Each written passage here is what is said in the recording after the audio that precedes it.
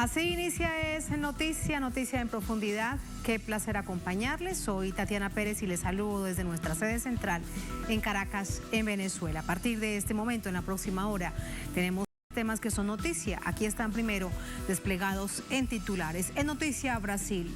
En la recta final de la campaña por la presidencia se acentúan los crímenes de odio incentivados por el discurso del jefe de Estado. En Minas Gerais, 2 militantes del Partido de los Trabajadores fueron agredidos por bolsonaristas. Uno de ellos murió. Y aún quedan 5 días para los comicios. Analizamos todo este escenario político. En Noticia Ecuador, ante la Asamblea Legislativa, la madre de María Belén Bernal exigió justicia por su hija y la erradicación de todas las formas de violencia contra las mujeres en su país. Desestimó que la demolición del edificio de la Escuela Superior de Policía, en donde su hija fue asesinada, contribuya a sanar esta profunda herida. Les contamos y profundizamos en esto. En Noticia Italia analizamos el histórico giro hacia la extrema derecha del país tras conocerse los resultados de las elecciones parlamentarias. Todo indica que Giorgia Meloni, del partido posfascista Hermanos de Italia, liderará el Ejecutivo por primera vez desde la Segunda Guerra Mundial. ¿Cuáles son las razones de este triunfo que alerta a varios gobiernos de Europa y el mundo? Lo analizamos.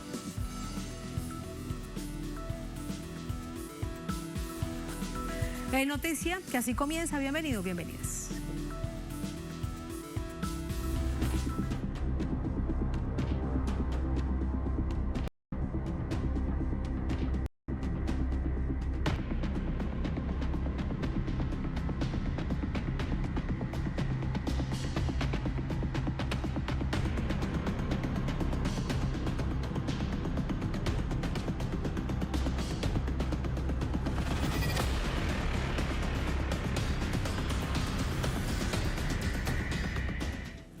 En Noticia Brasil, los ataques a la Corte Suprema, las críticas al sistema electoral, el aumento de la violencia política son síntomas de la crisis democrática que atraviesa el país a pocos días de las elecciones presidenciales.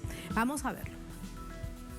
La ruptura entre el Poder Judicial y Ejecutivo en Brasil se arrastra desde la pandemia, cuando la Corte Suprema se imponía ante las políticas de propagación de la COVID-19.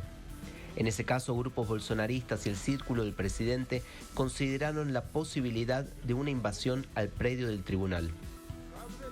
En caso de ser reelecto, nombraré 2 más para la Corte Suprema, con 4 personas ahí dentro. Pensando en pro de Brasil, la Corte Suprema cambiará la manera de actuar y no intervendrá tanto en nuestra vida. El segundo round se da en torno al sistema de voto electrónico. En un contexto de desventaja en las encuestas, Bolsonaro critica constantemente al Tribunal Electoral e insiste sin pruebas en la vulnerabilidad del sistema de votación. La urna electrónica trajo confiabilidad a las elecciones brasileñas, eliminó toda la etapa humana durante el proceso. No tuvimos ningún fraude comprobado por las autoridades. Entonces, esas alegaciones se basan en opiniones personales. Ellas no tienen hechos para sustentarse. De haber un cambio de gobierno, Bolsonaro dejará más de 6.000 militares en cargos públicos y una sociedad con más civiles armados que militares y policías. En la política, esa violencia se expandió de una manera que será muy difícil apaciguar a Brasil nuevamente. Desde su campaña del 2018, Bolsonaro prometía: vamos a ametrallar a los militantes del PT. El conservadurismo no quiere salir de su sillón. Entonces estamos momentando estrategias de hacer una campaña colectiva, de protegernos, porque sabemos que las herramientas del odio son muy agresivas y llegan a amenazar algunas candidaturas. Y recientemente el presidente prometió extirpar a los militantes del PT de la vida pública. Sin embargo, ironiza cuando lo responsabilizan por incentivar la violencia. Primero quiero decir que soy fanático de Palmeiras. Le pido a su hinchada que no pelee, si no voy a ser responsabilizado. El Observatorio de Violencia Política y Electoral de la Universidad Federal de Río registró solo en el primer semestre de este año 214 casos de violencia política. Pero los episodios se dispararon con la inminencia de las elecciones. Hace 2 meses un policía bolsonarista invadió el cumpleaños de un dirigente del PT en Foz de Iguazú, donde había temática de Lula, y lo asesinó con arma de fuego a los gritos de muerte al PT. En Mato Grosso, un bolsonarista, después de una discusión política, acuchilló 15 veces a un colega de trabajo, intentó descuartizarlo y fotografió el cuerpo. Esta semana en Montes Claros, Minas Gerais, hubo 2 incidentes con armas de fuego contra militantes y diputados del PT. En Angra dos Reis, Río de Janeiro, una joven fue golpeada con una madera en un bar por opinar contra Bolsonaro, y en Ceará un bolsonarista invadió otro bar, preguntó quién votaba a Lula y asesinó con un cuchillo a un supuesto elector. Lo que Bolsonaro hizo es radicalizar el impulso del horror y la práctica de violencia de Estado que siempre marcó al Estado brasileño. De un lado de la cuerda, Lula da Silva necesita acortar la abstención de voto para ganar en primera vuelta. Del otro aparece Jair Bolsonaro, acusado por incentivar la violencia política. Las elecciones del domingo dirán si el miedo puede ser un impedimento para votar o si esconden la intención de voto hacia Lula en las encuestas, dándole mejores resultados de lo previsto. Así vamos a entrar con el análisis. De inmediato nos vamos hasta Brasil, a la capital del gigante sudamericano, con nuestro compañero de labores Beto Almeida, su invitado esta noche en Noticia en Telesur, Pedro Silva Barros, doctor en Economía, exdirector de Asuntos Económicos de UNASUR. Hola Beto, un placer saludarte y adelante con este análisis. Muy buenas noches, Tatiana, un gusto saludarte también y a toda la audiencia de Telesur. Hoy tenemos acá un invitado muy especial para discutir el tema de fondo de la violencia, donde nace la violencia social, las raíces económicas de la violencia, y por eso la contribución que podría dar Brasil en caso de un escenario político por el voto para disminuir la violencia, fomentar la paz, que es una capacidad que tiene ya el expresidente Lula en caso de victoria, pero en el caso de Bolsonaro ya sabemos cuáles son sus tipos de conducta. Muy obrigado por esa presencia acá, doctor Pedro Silva Barros, director de Asuntos Económicos de UNASUR en su momento, y quería ver cómo analizar en ese contexto la contribución que puede dar Brasil a una situación de más paz, más convivencia, más integración pacífica y relaciones constructivas, cooperativas entre los países. Buenas noches, Beto, amigos de Telesur. Es un gusto estar aquí otra vez en esta semana importante para Brasil, una semana electoral, una semana de la democracia. Yo creo que la contribución principal que Brasil puede ofrecer a la región es la construcción de consensos. En un momento que vivimos en el conjunto de Sudamérica de fragmentación y polarización política, tanto dentro de los países como entre los países, y al mismo tiempo una desintegración económico-comercial. En este cuadro general, el lugar de Brasil, la posición de Brasil preferencial es de promover el consenso. En los últimos años, Brasil se ha aislado un poco, ha dejado su liderazgo de buscar la integración regional y se ha perdido un poco su protagonismo, tanto para profundizar la integración como para promover consensos, ¿no?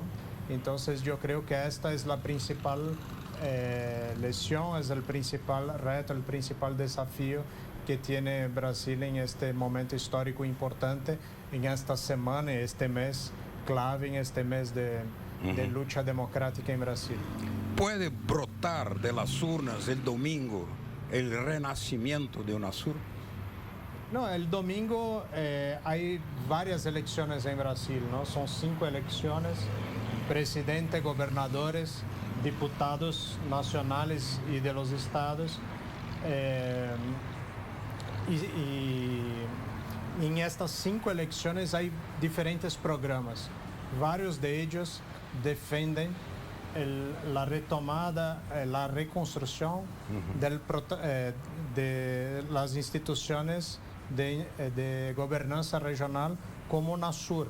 El candidato que está en primero en las encuestas defiende claramente, está en su programa, 3 puntos sobre integración regional bien claros: el fortalecimiento del Mercosur, la reconstrucción de UNASUR y la reincorporación de Brasil en la CELAC. Entonces, si gana el domingo o si gana al final del mes de octubre en la segunda vuelta, su programa está ahí, ofrecido a los electores de Brasil. Y varios de los candidatos a diputados, a senadores, incorporan esta agenda también, no solamente en el Partido de los Trabajadores, pero también en otros partidos. Y la alianza, ¿no?, que se está construyendo en torno de Lula es mucho más amplia que la izquierda, es mucho más amplia que el PT, pero los que se incorporan en esta agenda de Lula, de la reconstrucción democrática de Brasil, también defienden el liderazgo de Brasil en el proceso de integración regional. Entonces creo que es muy probable, ¿no? Está en el programa, pero no es un tema solamente de Brasil. Y Lula está dejando claro eso, ¿no? Brasil probablemente va a regresar a UNASUR en algunos meses, pero es una posición de cada uno de los países, ¿no?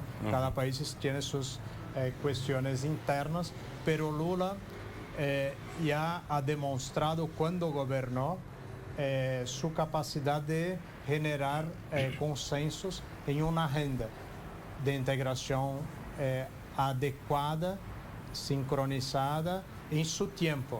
Y la agenda hoy no es la misma de 2008, cuando fue aquí en Brasilia firmado el Tratado Constitutivo de UNASUR. Hay nuevos temas, por ejemplo, el tema de infraestructura, que es tan importante para Brasil, debe estar mucho más articulado con la agenda ambiental.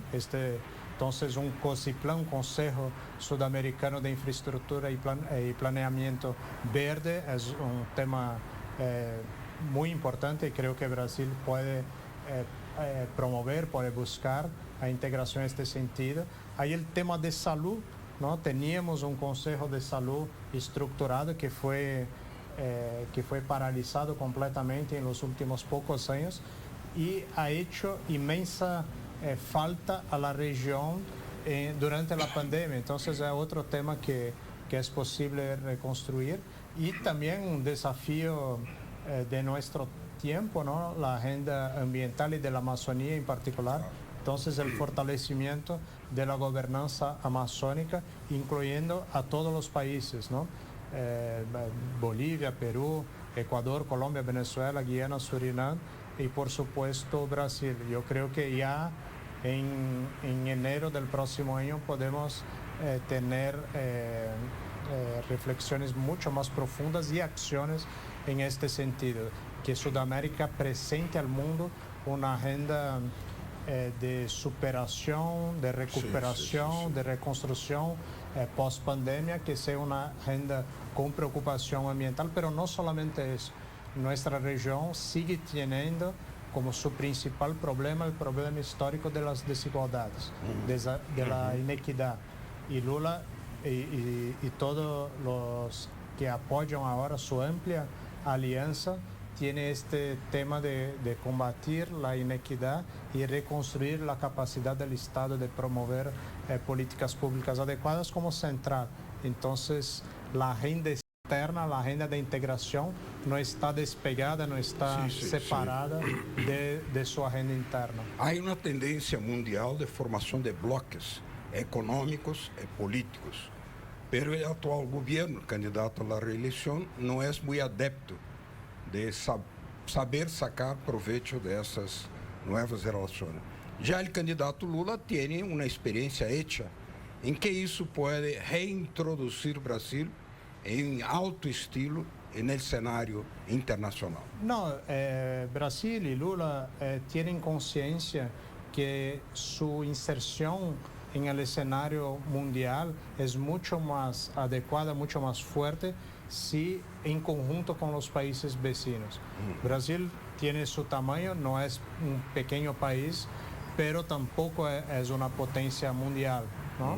Tiene en algunos, producción alimentar, por ejemplo, en energía tiene una posición de liderazgo, pero no en toda agenda. Un país de renta, de ingreso medio, un país que tiene profundos problemas de distribución, profundos problemas sociales, y la lucha de Brasil es por un mundo multipolar, en un escenario de más polarización también entre las grandes potencias.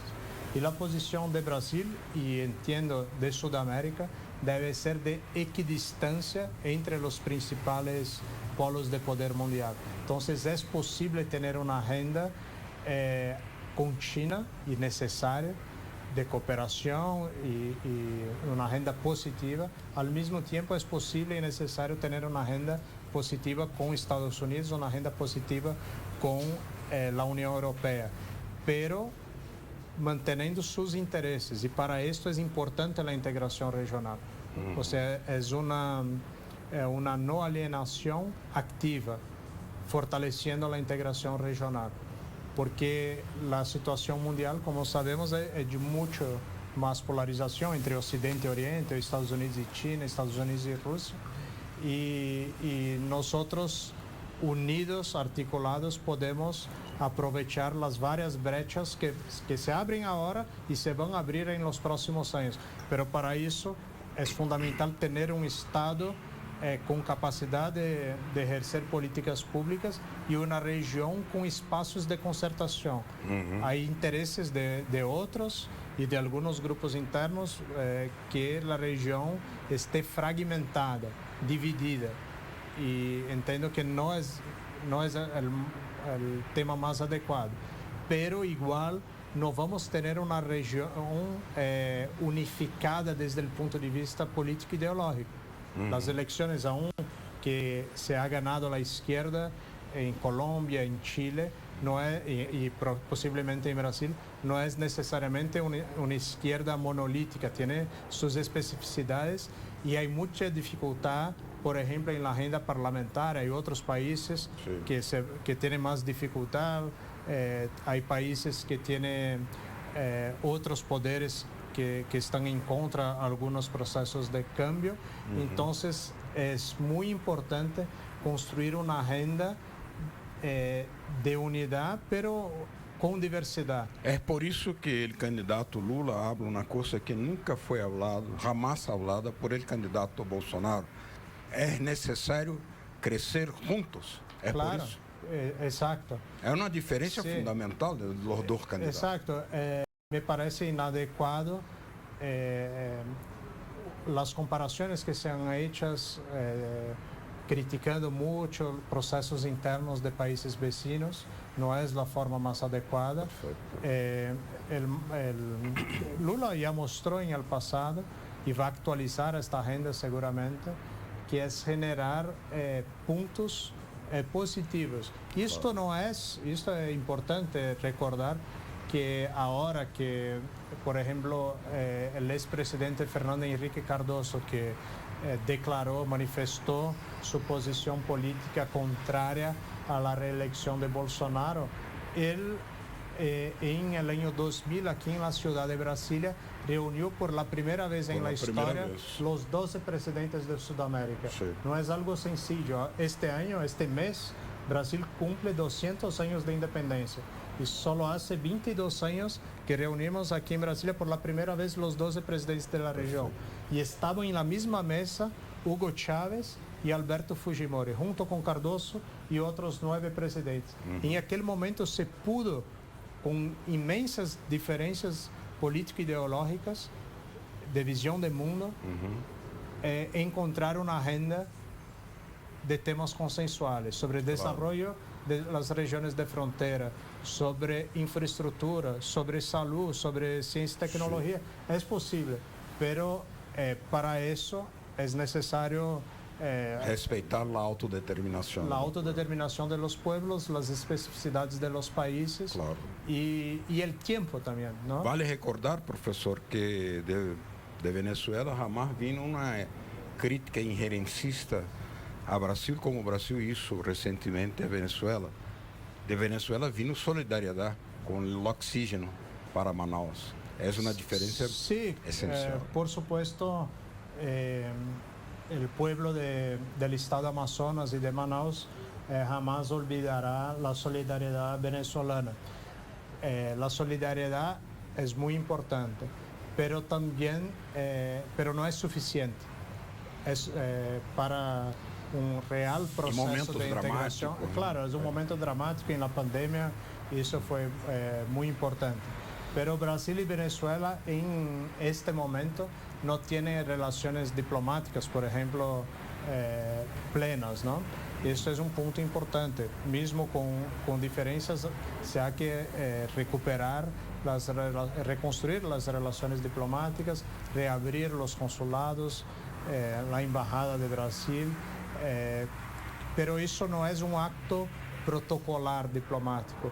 Es fundamental tener una agenda positiva, como Brasil y Venezuela ya construyeron en otros momentos, mismo en los años 90 con Itamar Franco en Brasil, Rafael Caldera en aquel entonces, se firmó el protocolo de Lagos Mania, que entre otros puntos activó el proyecto de conexión vial, que es fundamental para la conexión con Roraima y el estado de Bolívar, la interconexión eléctrica también importante, y la ahora, empresa de Guri. Sí, el suministro de energía eléctrica de Venezuela a Roraima, que fue cortado en 2019, ahora se debe reactivar, pero también hay una inmensa agenda positiva. En el norte de Brasil hay mucho espacio para aumentar la cooperación, la integración y también las relaciones comerciales.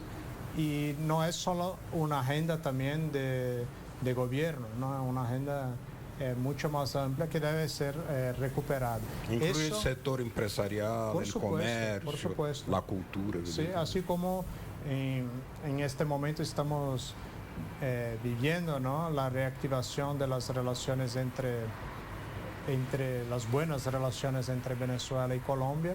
Eso debe pasar en algunos meses entre Brasil y Venezuela. Y hay varias otras, no es solo una cuestión de Venezuela, ¿no? Hay un enorme espacio de recuperación de las relaciones bilaterales, por ejemplo, con Argentina, y hay una agenda regional en temas como integración financiera, de estímulo al comercio intrarregional, de nuevos instrumentos, por ejemplo, de pagos virtuales, que pueden incrementar mucho el comercio regional, y es una agenda que la región fragmentada, polarizada y sin una gobernanza conjunta no supo aprovechar en los últimos años. Eso sería sin la presencia del dólar, por ejemplo, ¿no? Sí, evitar la necesidad del dólar, la dependencia del dólar, y aprovechar los instrumentos tecnológicos que no existían hace pocos años y ahora tenemos. Parece que las elecciones de domingo acá en Brasil nos permite pensar y soñar nuevamente, como escuchamos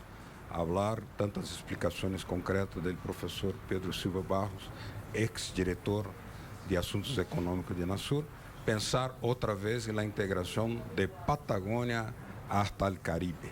Acá quedamos. Muchas gracias, profesor, por su presencia acá en Telesur. Es contigo en Es Noticia. Un gran abrazo.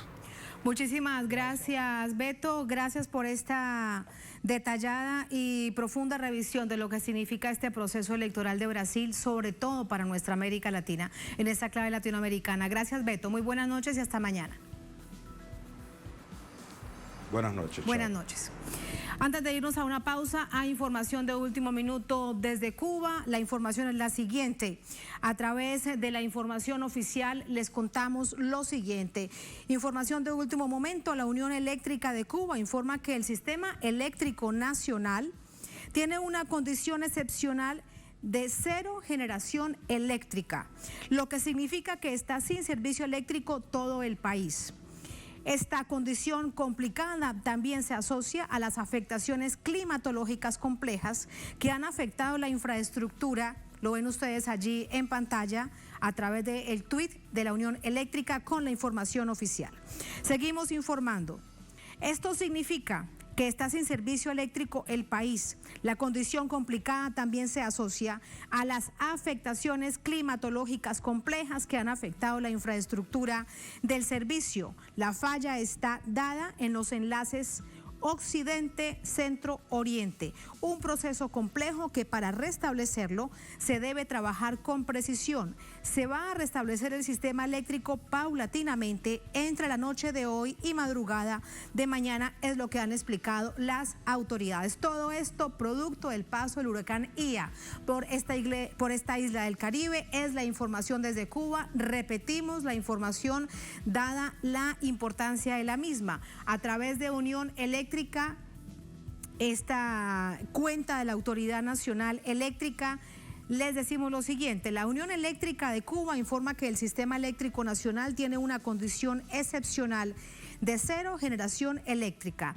lo que significa que está sin servicio eléctrico el país. La condición complicada también se asocia a las afectaciones climatológicas complejas que han afectado la infraestructura del servicio. La falla está dada en los enlaces Occidente, Centro y Oriente. Un proceso complejo que para restablecerlo se debe trabajar con precisión. Importante esto que dice la Autoridad Eléctrica Nacional. Se va a restablecer el sistema eléctrico paulatinamente entre la noche de hoy y madrugada de mañana, han explicado. Allí la información de último minuto relacionada con esta situación es parte de la consecuencia de este fenómeno climatológico huracán Ia, que ha pasado por el Caribe, en particular en las últimas horas ha ingresado a Cuba, Pinar del Río, una de las regiones afectadas, y La Habana, su capital también. Muy pendientes para mantenerlos a todos ustedes al tanto a través de nuestra pantalla tradicional y de redes sociales. Así vamos a la primera pausa en esta emisión de Es Noticia. Al volver en Noticia, Ecuador. Ante la Asamblea Legislativa, la madre de María Belén Bernal, asesinada al interior de la Escuela Superior de Policía, exigió justicia por su hija y la erradicación de todas las formas de violencia contra las mujeres en el país. Desestimó que la demolición del edificio en donde ella fue asesinada contribuya con la verdad, con la investigación y sane las heridas. Les contamos, estamos en Es Noticia.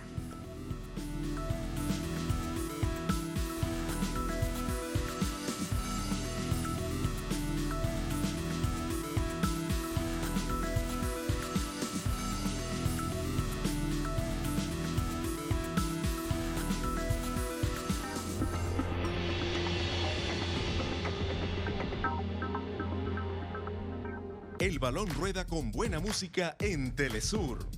Llegaron temas de diferentes ritmos musicales y solo uno se convertirá en la próxima canción para Qatar 2022 en honor a Diego Armando Maradona. Gracias a la gran participación y full sintonía. Sigue pegado a nuestra multiplataforma y entérate muy pronto del resultado. Porque Telesur siempre da más.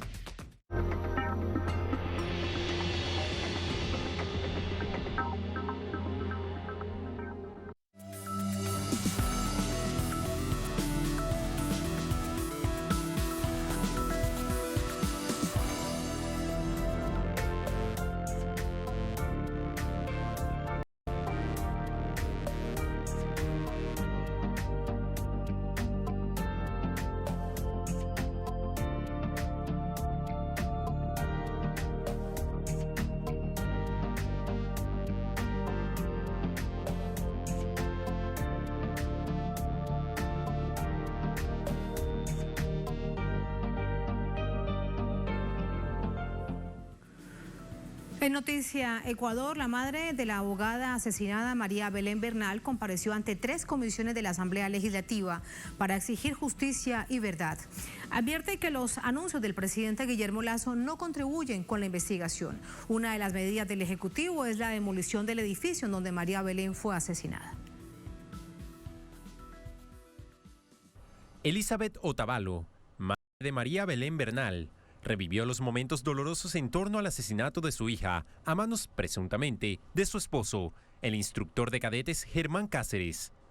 Otavalo repitió su testimonio en 3 ocasiones, primero ante la Comisión de Garantías Constitucionales, luego a la Comisión de Justicia y finalmente al Pleno de la Legislatura. fue clara en su pedido. Exigió celeridad y transparencia en las investigaciones del crimen ocurrido en la Escuela Superior de Policía en Quito. No les vengo a pedir de favor. Ese es su trabajo. Ese es su trabajo. La mamá de María Belén alzó la voz también por otras familias víctimas de la violencia y de un Estado indolente. Porque mucha de esa gente venía y me palmoteaba y me decía, yo también, mi hija también. ¿Y saben por qué? Porque las políticas públicas solamente están escritas. Porque nos hemos olvidado de esa parte humana. Porque existe una escuela de policías solamente para recibir órdenes. Yo no. Aquí está María Belén, aquí está su madre. Y voy a irme hasta las últimas consecuencias. Últimas consecuencias para decir, basta. Quiero justicia y quiero verdad. Otavalo añadió que las acciones administrativas que ha tomado el gobierno poco aportan para lograr justicia. En la víspera, el presidente Guillermo Lasso anunció la demolición del edificio donde ocurrió el feminicidio, una vez que terminen todas las pericias judiciales, para construir uno nuevo. Y ahora, simbólicamente lo queremos votar, simbólicamente lo queremos derrumbar. ¿Qué saco yo con eso, señores asambleístas? También el lunes fue juramentado el nuevo ministro del Interior, tras la remoción de Patricio Carrillo. Además, fueron llamados a calificar servicio varios mandos policiales, pero nada se sabe aún del paradero de Germán Cáceres, y solo hay una persona detenida. Por parte de los asambleístas, además de expresiones de solidaridad, llegaron promesas, como llevar a juicio político al exministro Carrillo, sugerencia de Edgar Quesada de Pachacuti, respaldado por la asambleísta del Movimiento Centro Democrático, Pamela Aguirre, que califica el hecho como un crimen de Estado. En contraparte, el legislador del Acuerdo Nacional afirmó que el crimen no se debe politizar. Esta tarde, el presidente Lasso sostuvo una reunión con mujeres representantes del Ejecutivo y Legislativo. Dijo para conocer las realidades que enfrentan desde sus espacios y garantizar su protección. También sostendrá encuentros con organizaciones de mujeres, universidades y todos los que quieran ser parte de lo que llama un gran acuerdo nacional para la erradicación de la violencia. Varias organizaciones acompañaron a Otavalo en su comparecencia, que dejó al desnudo varias verdades.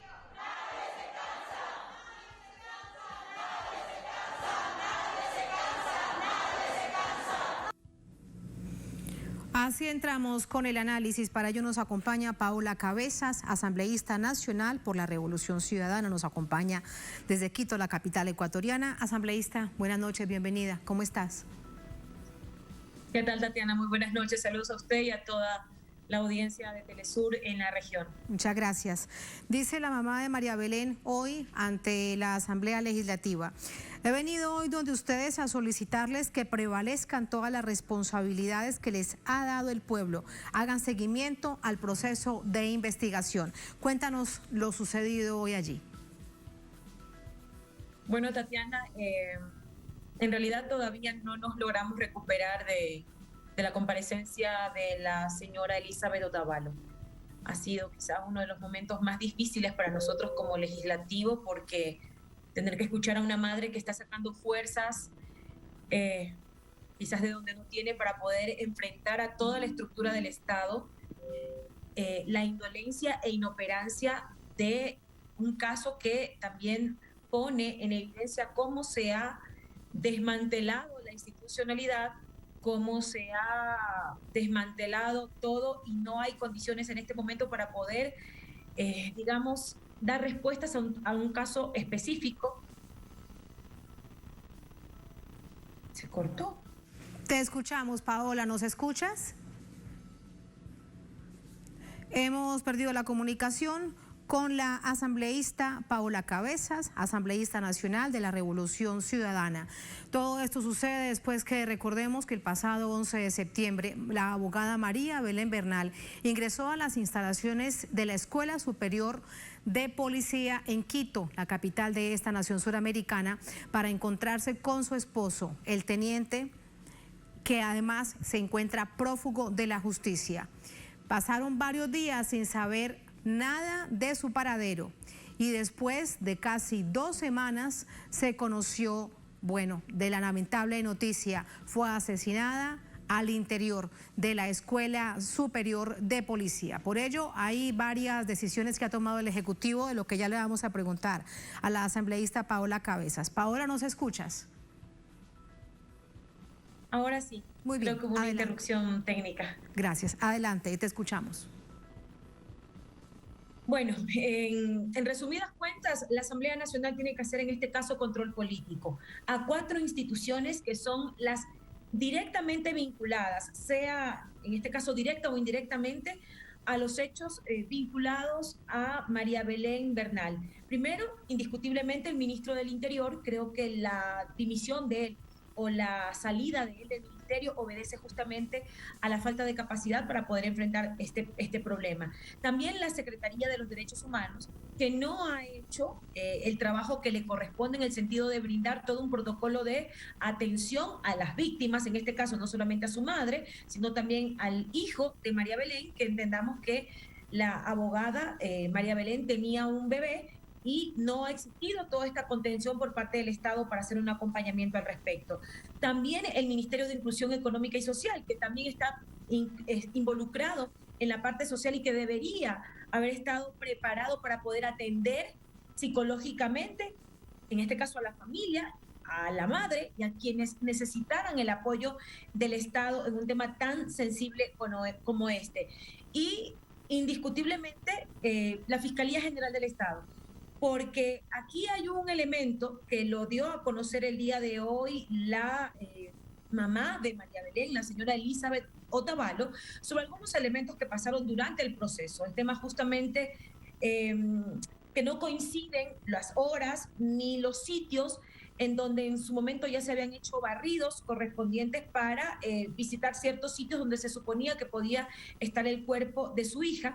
Sin embargo, en otros, en unas condiciones un poco no tan claras, en horas tampoco adecuadas, se pudo encontrar el cuerpo de su hija. Y la Fiscalía General del Estado con la policía empezaron, digamos, en una lógica de echarse la culpa entre ambas instituciones, que por qué no se había, en este caso, dictado prisión preventiva para que, en este caso, el policía Cáceres no haya huido luego de haber puesto la denuncia. Son varios elementos que ya han quedado, digamos, en la Asamblea Nacional y que son indiscutiblemente elementos sustanciales para empezar un proceso de fiscalización dentro de la Asamblea Nacional. En su momento estaba establecido que pueda ser la Comisión de Garantías Constitucionales, Derechos Humanos, Derechos Colectivos y la Interculturalidad, que se pueda hacer aquí esta investigación. Sin embargo, hoy, con 88 votos, el Pleno de la Asamblea Nacional resolvió conformar una comisión pluripartidista en donde están representadas todas las bancadas políticas de la Asamblea Nacional. 5 mujeres en este caso van a estar dirigiendo y liderando esta comisión para en 30 días poder entregar un informe sobre los hechos que vinculan a la Policía Nacional y otras instituciones del Estado en torno al caso de María Belén Bernal. Paola, asambleísta, sobre las medidas que ha tomado el presidente Guillermo Lasso. Una, pedir la renuncia del ministro del Interior. La víspera tomó posesión otro ministro del Interior, el señor Zapata. Además, el anuncio de la demolición del edificio en donde fue asesinada María Belén Bernal y también la remoción de altos cargos de la policía. ¿Qué interpretación se debe dar acerca de estas medidas que ha tomado el presidente Guillermo Lasso tantos días después? Tatiana, cuando los problemas son estructurales no se pueden tomar decisiones simbólicas. Lo de derribar un edificio cuando el problema tiene una mayor relevancia en el país en torno a la violencia con la que están perdiendo la vida mujeres, porque quizás hoy estamos hablando de María Belén, pero quiero comentarle a usted y a toda la región que en lo que va del año, desde enero a la fecha, son 207 mujeres que han perdido la vida en manos de femicidas. Desde el 2014, que ya en el COIP, en el Código Integral Penal del Ecuador, se tipifica el feminicidio, son 1.247 casos de mujeres que han sido víctimas o que han perdido la vida en manos de femicidas. De estos, solo 218 casos tienen sentencias. Los demás Pues en este caso, cuando se trata de problemas estructurales, cuando en el Ecuador literalmente se están matando a las mujeres por su condición de mujeres, no caben las decisiones simbólicas o remoción de funcionarios que obedecen a una política de gobierno, y quien dirige el gobierno es el presidente Guillermo Lasso. Recién en este momento se ha dado cuenta que es necesario poner los recursos necesarios para poder implementar la ley contra la violencia de las mujeres, que esta ley está aprobada desde el 2018 y que no cuenta con los recursos necesarios. La misma Secretaría de Derechos Humanos, que en este momento en el ámbito institucional sería la que está encargada de brindar todo el apoyo en política pública a las mujeres, ni siquiera ha tenido la capacidad de poder ejecutar los recursos que tiene esta cartera de Estado. Entonces, mire, Tatiana, no pasa esto por decisiones simbólicas. Claro, Ojalá, Paola, y además aquí preguntarte algo. Un edificio, cambiar el problema que tienen las mujeres en este país. Claro, pero además preguntarte algo, y es que ¿cuánto de esta partida debería irse al problema estructural que tiene la policía de no respetar los derechos humanos de toda la ciudadanía, de hombres y mujeres? Porque es que la particularidad aquí es que ella es asesinado dentro de una institución de la policía, dentro de una institución del Estado. ¿Qué hacer entonces con ese problema estructural de una organización que debería proteger a la ciudadanía y lo que hace es asesinarla en este caso? Tatiana, y la pregunta es vital para que la región comprenda por qué está en este momento quizás se está viviendo una desinstitucionalización de una institución que, como tú lo has dicho, está encargada de la seguridad ciudadana, de protegernos. Desde el 2017, hablemos desde el gobierno de Moreno, se empezó un proceso de desinstitucionalización de la Policía Nacional. Estamos hablando que eliminaron filtros que son importantísimos para poder ingresar a la Policía Nacional. Las pruebas de confianza, estamos hablando del polígrafo, hacer filtros necesarios para que las personas que vayan a ser policías primero cuenten con los perfiles necesarios y que cuenten justamente con una probidad notoria ante eso. Pues bueno, desde el 2017 se eliminaron todas las pruebas de confianza, no se hacen pruebas psicológicas, no se hace una revisión del patrimonio de los policías, y esta prueba del polígrafo, que era muy importante, pues sencillamente también se eliminó. Estamos hablando que durante el 2017 hasta la fecha son 2.000 policías que están siendo investigados en la justicia ordinaria por delitos. De estos, el 63%, estamos hablando más de 1.000 policías, siguen estando en la institución aún siendo investigados por delitos, estos sean por temas de violaciones a derechos humanos o porque están involucrados en temas con bandas organizadas. Es más, quiero recordarle que en el Ecuador hay una investigación que la verdad no entendemos por qué está guardada, pero se hablan de narcogenerales, de policías que están vinculados con el crimen organizado en el Ecuador. Pero esto ha implosionado desde el 2017 a la época. Estamos hablando del gobierno de Moreno y una política que ha continuado con el gobierno del presidente Lasso. Lo que le quiero decir es que con esta misma policía, con esas mismas reglas, con esas mismas normas, porque también en su momento el partido de gobierno decía que, el embate de la delincuencia en el país tenía que ver mucho con las leyes, y no pasa por las leyes. Hemos demostrado que falta liderazgos, que falta un control institucional para que no entre cualquiera a la policía, porque en este momento, de los 4.000 policías que se han integrado a las filas, en su mayoría tienen temas de que están vinculados con bandas organizadas, y es la difícil situación que está viviendo la Policía Nacional. Si hay algo que replantearse en este momento, es un cambio estructural completo de la Policía Nacional.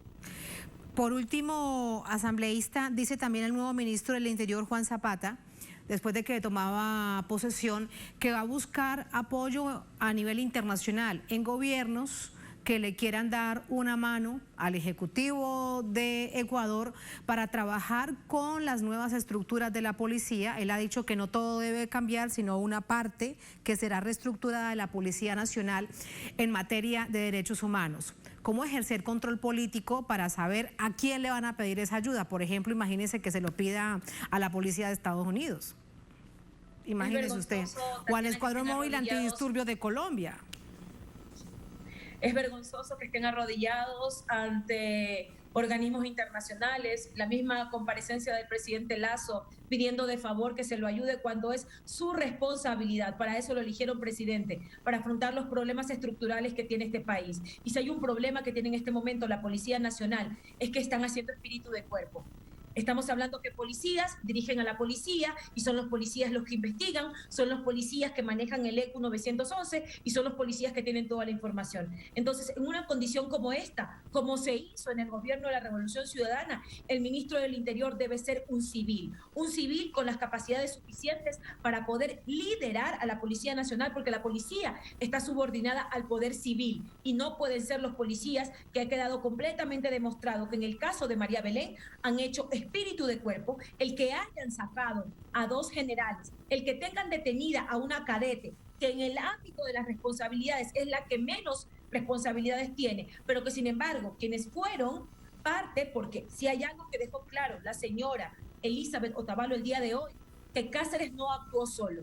Cáceres tiene cómplices y hay encubridores. Y esta investigación, que la tiene que llevar por cuerda separada la Fiscalía, pero que la Asamblea Nacional también tiene que hacer su parte, tiene que llevar en realidad a quienes fueron las cabezas, porque aquí hay muchísimo más. Cáceres fue la persona que cometió el femicidio, pero Cáceres no pudo movilizarse solo a llevar el cuerpo hasta un lugar inhóspito en horas de la madrugada. Es evidente que cuando la señora Elizabeth entra al dormitorio y no encontró absolutamente ningún objeto que sea de propiedad de su hija, pero 2 días posteriores o un día después encuentra zapatos, celulares, carteras, algo está pasando allí. Entonces, no es posible que en una condición como esta sea la policía que dirija a la policía y que se investigue entre policías. Eso sencillamente va a permitir que exista más impunidad y que no tengamos justicia y verdad en el caso de María Belén, pero también en la reestructuración de la Policía Nacional.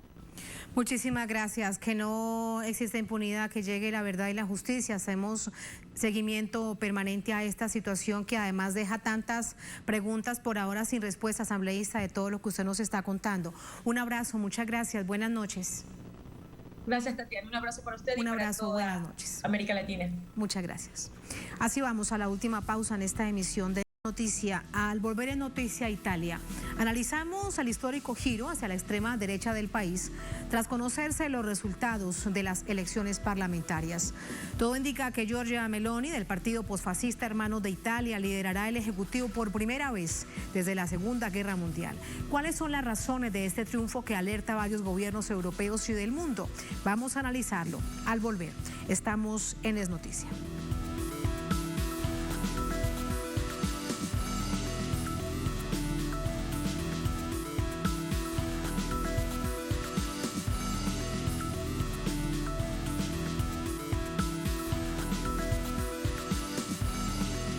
En Conviasa sabemos lo importante que es mover tu negocio. Por eso ofrecemos el servicio Conviasa Cargo. Hoy llevamos tu mercancía a más de 16 destinos internacionales. Con personal calificado y la mejor tarifa del mercado, podrás enviar hasta 90 toneladas. Contáctenos por nuestra página web, correo o el número que aparece en pantalla. Movemos tu negocio siempre a tiempo.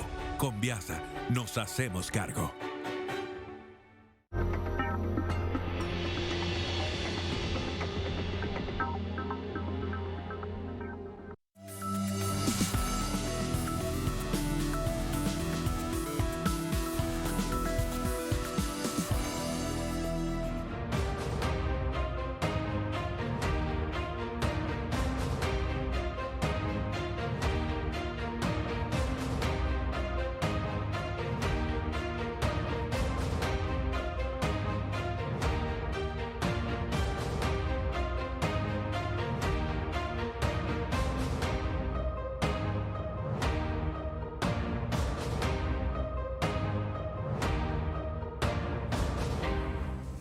En Noticia Italia, el país da un giro a la extrema derecha.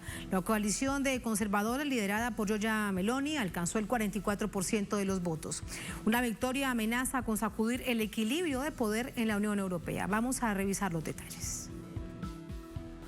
Con más del 99% de los distritos escrutados, el partido Hermanos de Italia, de Meloni, alcanzó el 26% de los votos. mientras que la Liga de Salvini sumó casi un 9%. El partido Forza Italia de Silvio Berlusconi consiguió un 8%. Una coalición de derechas que obtiene una victoria neta con más del 44% de los votos en el Senado, 102 escaños de 200 y 235 diputados de 400. El partido de izquierda liderado por Enrico Letta quedó con 90 asientos y con 40 el movimiento 5 estrellas. La nueva cabeza de gobierno, Giorgia Meloni, es considerada una férrea militante del neofascismo, activa en la ultraderecha desde los 15 años, cuando se inscribió en el Frente de la Juventud del Movimiento Social Italiano. Una vez que el frente se disolvió, Meloni pasó a la Alianza Nacional de Gianfranco Fini, una continuidad del movimiento fascista tradicional, nostálgico de Mussolini. Moi, je crois que Mussolini, c'était un bon politicien. La derecha italiana ha relegado el fascismo a la historia desde hace décadas. Se dio a conocer a nivel nacional por sus posturas de derecha radical contra la migración, los derechos LGBT y el aborto. Además, promueve un discurso islamofobo y racista.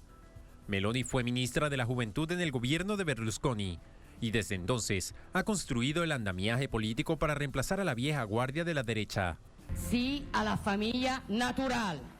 No a los lobbies LGBT, sí a la identidad sexual, no a la ideología de género, sí a la cultura de la vida, no al abismo de la muerte, sí a la universalidad de la cruz, no a la violencia islamista, sí a fronteras seguras, no a la inmigración masiva. La Unión Europea guarda silencio frente a los resultados de los comicios, no ha mostrado expresiones de simpatía o rechazo. El último pronunciamiento a modo amenazante sucedió días previos a las elecciones en manos de su presidenta, Ursula von der Leyen, donde expresó que el bloque tiene las herramientas necesarias si las cosas se ponen difíciles.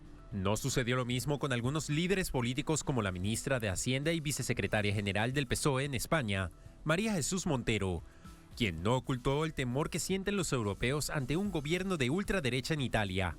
Por su lado, la primera ministra de Francia, Elisabeth Borne, abierta defensora del aborto, expresó que estarán atentos pues Europa tiene valores y derechos humanos que deben ser defendidos por todos. Así entramos con el análisis. Para ello nos acompaña desde España Francesco Maniglio, es profesor italiano, sociólogo, analista político. Profesor, buenas noches, bienvenido. Buenas noches y muchas gracias. Gracias a usted, profesor. Esta coalición de la derecha, de la extrema derecha, gana las elecciones parlamentarias. ¿Cómo se llega a este resultado? ¿Cuál es su análisis?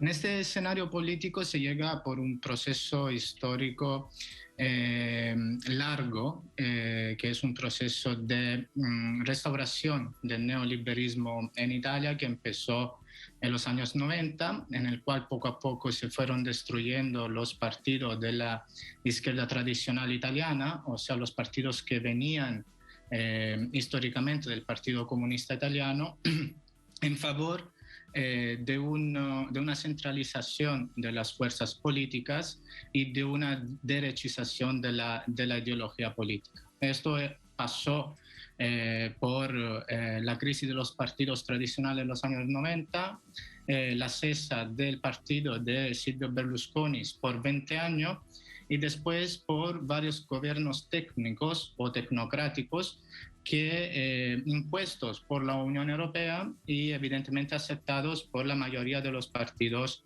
italianos. Último de estos gobiernos fue el gobierno de Mario Draghi, que fue impuesto por el Banco Central Europeo y fue aceptado por la mayoría de los partidos políticos italianos para llevar a cabo lo que se llama la gestión de Recovery Fund, o sea, de aquel fondo que la Unión Europea puso o dispuso para solventar las consecuencias de la epidemia del COVID-19 en Italia. Entonces, el partido de Fratelli d'Italia, o sea, el partido de Giorgia Meloni, quien gana las elecciones en esta turna electoral, era el único partido que se quedó a la oposición de Mario Draghi. Y por esto captó todo lo que era el malcontento por las políticas de Mario Draghi, pero sobre todo captó la crisis en Ucrania, o sea, aquella alza de precios que fueron determinados por la especulación financiera sobre las materias primas importadas por Italia. Entonces, este malcontento general fue capitalizado por el partido Fratelli d'Italia, al mismo tiempo que muchos partidos perdieron sus consensos, entre estos el Movimiento 5 Estrellas, pero también el otro partido de derecha, la Lega Norte, perdió su consenso debido propiamente al hecho que había entrado en la coalición con Mario Draghi. Profesor, vamos a hacer un paréntesis en este análisis y regresamos con información de último minuto. Nos trasladamos hasta Cuba, les hemos contado en el Noticia de Telesur, ampliamos información. Autoridades han reportado una avería en el sistema eléctrico nacional tras el paso del huracán Ian. Desde La Habana, nuestro corresponsal Rolando Segura nos cuenta. Rolando.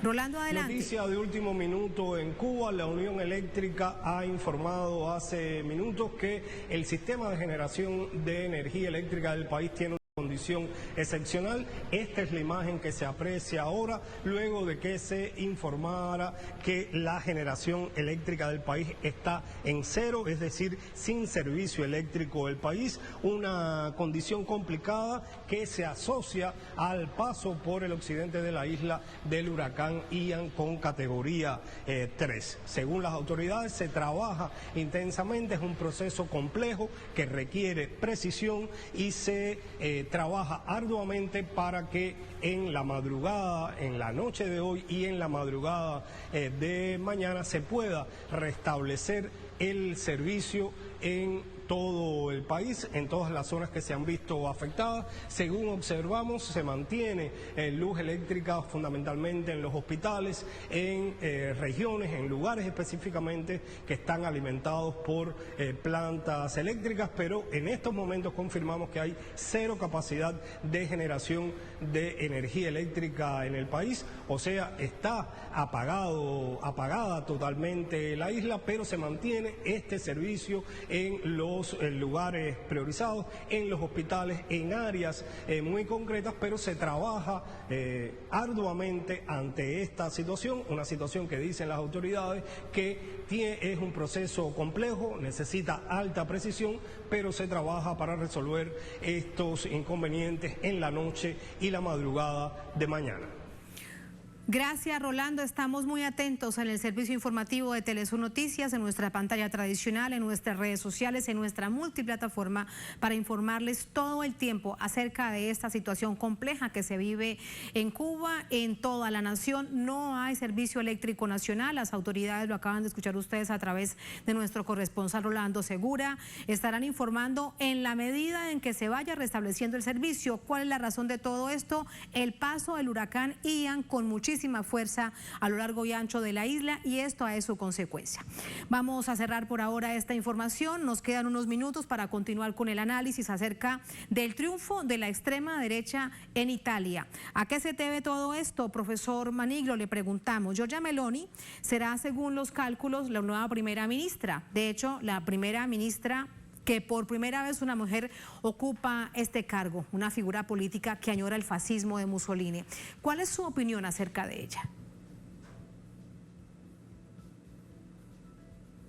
Profesor. Bueno, Giorgia Meloni viene de una tradición política fascista y evidentemente este resultado electoral nos deja una interpretación clara del hecho que Italia tiene una cultura fascista, o sea, la cultura fascista evidentemente ha sido mantenida en el tejido social italiano. Ella no viene de la nada, viene de una coyuntura cultural que propiamente dicho se inaugura en las crisis de los partidos de izquierda de los años 90 y que sigue creciendo en las últimas 3 décadas. Lo que pienso de ella es que simplemente da continuidad al Partido Fascista Italiano, Movimiento Social Italiano, Alleanza Nazionale y ahora Fratelli d'Italia. Todos comparten una llama, un símbolo de una llama tricolor con 3 colores. Y compartir este símbolo evidentemente hace que el partido devenga directamente del partido fascista italiano. Giorgia Meloni en su historia nunca ha renegado esta proveniencia y evidentemente no la renegó propiamente es porque en Italia hay una parte electoral muy importante de derecha que en este caso es mayoritaria y que propiamente seña la sociedad italiana, una sociedad enormemente que en los últimos años se volvió conservadora, en los cuales se discuten, por ejemplo, los derechos de las mujeres que han sido ganados en las luchas feministas de los años 60 y 70, y entonces se quiere volver 30 años atrás con la mitificación del italiano, del hombre italiano, la mitificación de esta Italia creativa, Italia innovadora y el desprecio por todo lo que viene de fuera y por los otros colores de la piel y el desprecio por quien no comparte evidentemente los mismos valores. Vamos a tener un retroceso en los derechos civiles, pero queda abierta el partido en los términos económicos políticos, en el cual no sabemos muy claramente Meloni cómo va a actuar.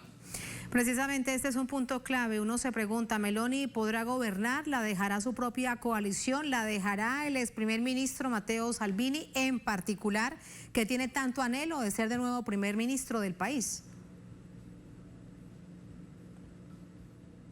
Claro que sí, puede gobernar porque tiene mayoría, una mayoría extensa, en el sentido que dobla los partidos de centro-izquierda, y Salvini no tiene en este caso ningún poder de palabra porque su partido perdió más de casi un 12%, si no me equivoco, y estos votos evidentemente confluyeron en el partido de Meloni. Entonces no tiene números para poder imponer ningún candidato o para poner un veto sobre el nuevo gobierno.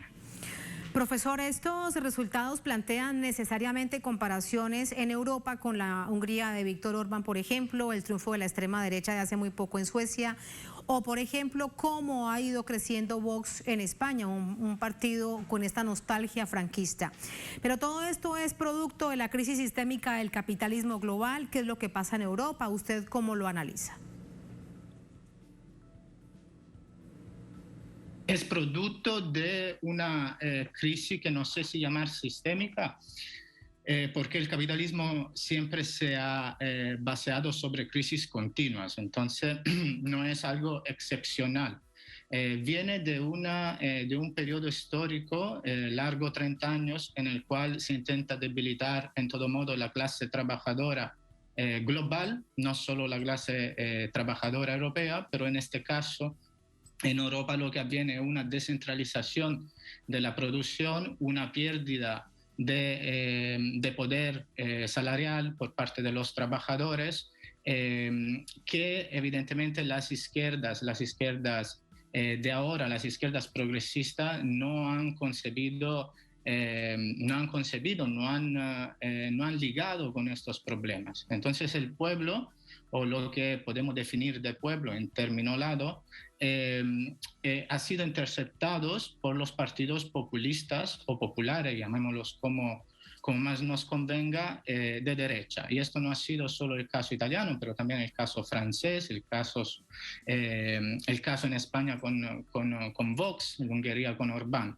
A estos tenemos que añadir que evidentemente si tenemos un partido que intenta defender los intereses de los trabajadores pauperizados, de otro modo lo hacen también a través de una ideología nacionalista, o sea, una autarquía del cierre, en el cual vienen discriminados continuamente los migrantes, por ejemplo, en el cual viene impuesta una especie de de retroceso por lo que concierne los derechos civiles y al fin y al cabo esto no borra de ningún modo los poderes neoliberales sobre las naciones europeas.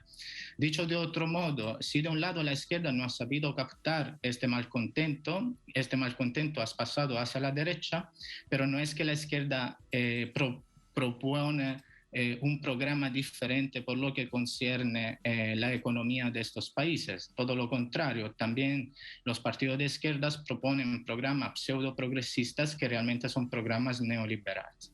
Entonces tenemos de un lado una derecha que propone programas neoliberales bajo una ideología de cierre y una izquierda progresista que al mismo modo propone los mismos tipos de proyectos neoliberales. Lo que cambia es las políticas y los derechos, las políticas sociales y los derechos civiles, que no es poca cosa. Que no es poca cosa. Profesor, gracias por ese análisis. Muy buenas noches. Profesor, gracias a vosotros y buenas noches. Buenas noches, muchas gracias. Gracias a ustedes por habernos acompañado. Ponemos punto final a esta emisión de Noticia. Será hasta mañana. Sigan con nosotros.